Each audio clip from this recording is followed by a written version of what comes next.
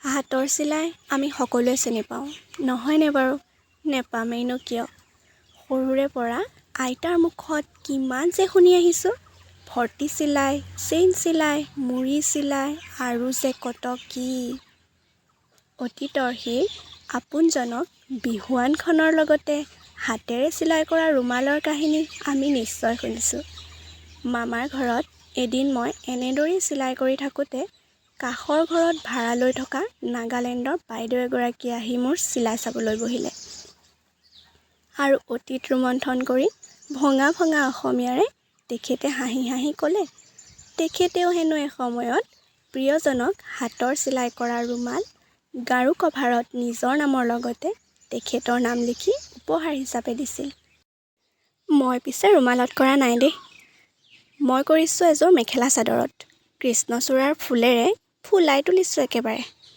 নাজানো আৰু কিমান ফুলিছেই নে মৰহিছে, আপোনালোকে চাবচোন বাৰু।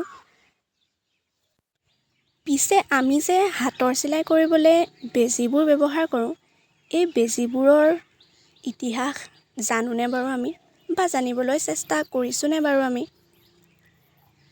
তথ্যসূত্ৰ অনুসৰি আদিম যুগত বেজীবোৰ হেনো হাড় বা কাঠৰ পৰা তৈয়াৰ কৰা হৈছিল। আধুনিক বেজীবোৰহে কাৰ্বন, ষ্টীল আদিৰ পৰা তৈয়াৰ কৰা হয়। আৰু মোৰ ফুলপাহো ইমানতে সম্পূৰ্ণ হৈ উঠিল। কেনেকুৱা লাগিছে জনাব দেই। Thank U.